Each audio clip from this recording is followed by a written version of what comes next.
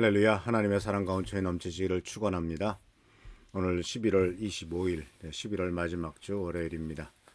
오늘은 시편 24편 말씀 속에서 5절에 나오는 말씀을 통해서 하나님께서 우리들에게 주시는 놀라운 축복, 그 중에서도 어떻게 하면 우리의 삶 속에서 닥치는 여러 가지 어려움과 역경들을 이길 수 있고 하나님의 승리를 우리들이 누릴 수 있는가 하는 부분을 같이 나누려고 합니다.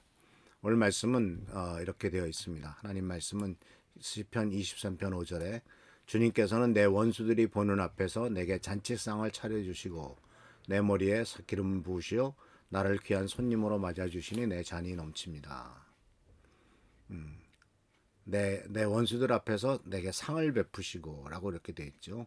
내 머리에 기름을 부으시고 그래서 이 말씀 아주 독특한 그 구조로 되어 있고 또 주님께서 우리들을 어떻게 환대하시며 또 어떻게 다른 사람들 원수들이 보는 앞에서 우리들을 어떻게 축복하시는가 하는 것을 잘 보여주는 귀한 말씀인 것을 보게 됩니다.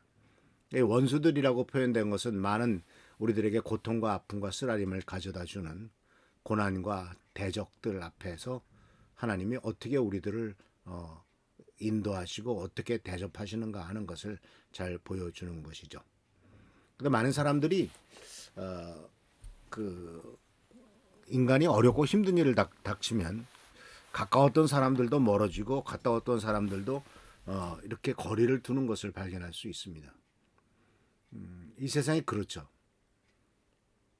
그래서 잘 성공하고 나갈 때는 많은 사람들이 쫓아와서 뭔가 좀 자기도 뭔가 얻어보려고 하는 어떠한 그러한 욕망들을 보여줄 때가 많이 있습니다만은 그런데 우리들이 고통스럽고 힘든 일들을 닥치게 되면은 오히려 사람들이 멀리하고 저 사람이 이제 끝났어라고 생각하면서 별로 그렇게 친절하게 또 그 아픔과 상처와 쓰라림을 공감하면서 돌봐주려고 하지 않죠. 그렇기 때문에 우리나라의 속담에서도 힘들 때 친구가 진짜 친구다라는 얘기가 있죠. 왜냐하면 힘들 때는 친구들도 버리고 떠나기 때문에 그렇죠. 그런데 친한 친구는 그 사람이 지금 어떤 상황이 있든지 간에 그가 자기가 잘못해서 문제에 빠졌든 다른 사람의 원인이 됐든 간에 현재 그가 공경에 있다는 것 그 자체를 불쌍히 여기면서 가서 위로해주고 공감해주는 이런 것들이 바로 친한 친구의 모습이 아니겠습니까? 근데 오늘 성경 말씀은 우리 하나님께서는 그보다 더 큰 축복과 축복으로 우리들을 채워주신 것을 보게 되는데 표현이 이렇게 되어 있습니다. 내 원수들이 보는 앞에서 내게 잔치상을 차려주셨다. 원수들이 보는 앞에서. 그러니까 우리는 여기서 뭘 느끼게 되냐면 많은 사람들이 우리를 대적하고 괴롭히고 있는 원수 앞에서도 하나님께서 우리들에게 평안함을 주시고 평안함을 허락하신다라는 사실이죠. 원수 앞에서 어떻게 잔치상을 받아가지고 즐겁게 먹을 수가 있겠습니까? 그런데 하나님께서 하시는 놀라운 역사는 하나님이 함께 하시면 상황이 아니라 하나님의 임재가 우리의 인생의 중심이 되고 그것이 바로 하나님이 우리들에게 베풀어 주시는 놀라운 잔치상이다라고 하는 것이죠. 그래서 이 말씀은 사실은 원수들이 보는 앞에서 차려주시는 잔치상이라고 하는 이 표현은 우리들이 상상하지 못한 방법으로 대적들 앞에서 승리와 축복을 준비하신다라는 뜻이죠.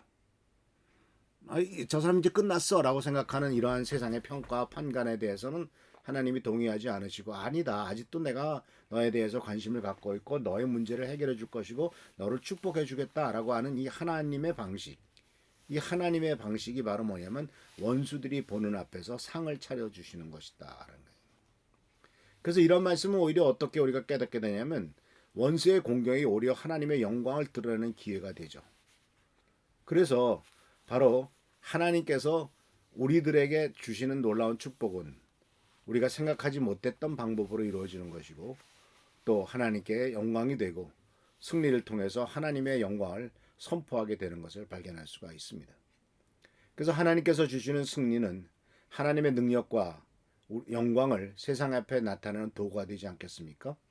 그래서 이러한 승리는 바로 하나님이 잔치상을 베풀어 주심으로 누리게 되는 놀라운 축복과 은혜는 나 개인적인 축복만이 아니라 하나님을 이름을 높이기 위한, 이것은 나는 할 수가 없는 일이고 나는 도저히 불가능한 일이고 이제 내 방법과 수단과 내 생각으로는 모든 것이 이제 끝났다, 포기할 수밖에 없다라고 하는 이러한 상황에서 놀라운 역사가 나타날 때는 이건 내가 한 것이 아니구나 하는 것을 깨닫게 되고, 이것은 하나님이 역사하시는 것이구나 하는 것을 알게 됨으로써 바로 하나님이 잔치상을 차려주셨다라는 것을 깨닫게 되는 것이죠. 성경 말씀에 보면은 이러한 놀라운 역사가 나타나는 경우가 많이 있는 것을 보게 됩니다. 예를 들자면은 대표적인 것이 바로 뭐냐면 열왕기상 18장에 나오는 엘리야와 그리고 바알과 아세라 선지자 850명과의 대결이죠. 자, 원수들이 가득가 있었습니다. 850명이나 되는 엄청나게 많은 원수들이 있습니다. 그리고 엘리야는 오직 한 자입니다. 1대 855, 이건 상대가 되지 않는 숫자입니다. 그런데 하나님께서는 인간의 숫자인 1대 850이라고 하는 인간의 숫자에 근거해가지고 말씀하시는 것이 아니라, 하나님께서는 당신이 존재하느냐, 당신이 거기 계시느냐 안 계시느냐가 더 중요하다라는 사실이죠. 그래서 엘리야가 여호와 하나님의 이름을 불렀더니 여호와의 불이 내려서 번제물과 나무와 돌과 흙을 태우고 도랑에 물을 핥아서 다 말라버리게 했다라고 하는 것이 열왕기상 18장에 나오는 기록이죠. 850명의 바알과 아세라의 선지자들이 증인이 됐습니다. 그들의 눈앞에서, 원수들의 목전에서 하나님께서 놀라운 역사를 일으키시고 엘리야에게 엄청난 잔치상을 벌여주신 것을 발견할 수가 있죠. 그래서 엘리야는 놀라운 승리를 거둡니다.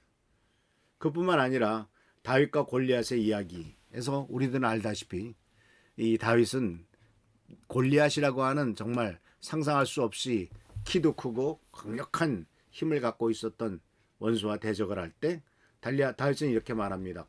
다윗이 블레셋 사람에게 이르되 너는 칼과 창과 단창으로 내게 오거니와 나는 만군의 여호와의 이름 대고 내가 모욕하는 이스라엘 군대의 하나님의 이름으로 내게 다가가노라 하면서 우리가 다 아는 대로 물맷돌을 던져서 골리앗의 이마를 뚫고 결국 그 골리앗의 칼로 골리앗의 모가지를 베는 놀라운 승리를 발견한 것을 보게 됩니다. 양쪽의 군대들이 다 있었습니다. 그리고 가운데 이제 골리앗과 다윗의 싸움이 벌어지는데, 거기에서 골리앗이 돌 한 방에 그냥 쓰러져 버리고, 그리고 다윗이 그의 목을 뱀으로써 수많은 블레셋 군인들 앞에서 원수의 목전에서 하나님께서 보여주시는 놀라운 승리를 경험하게 된 것을 발견할 수가 있습니다.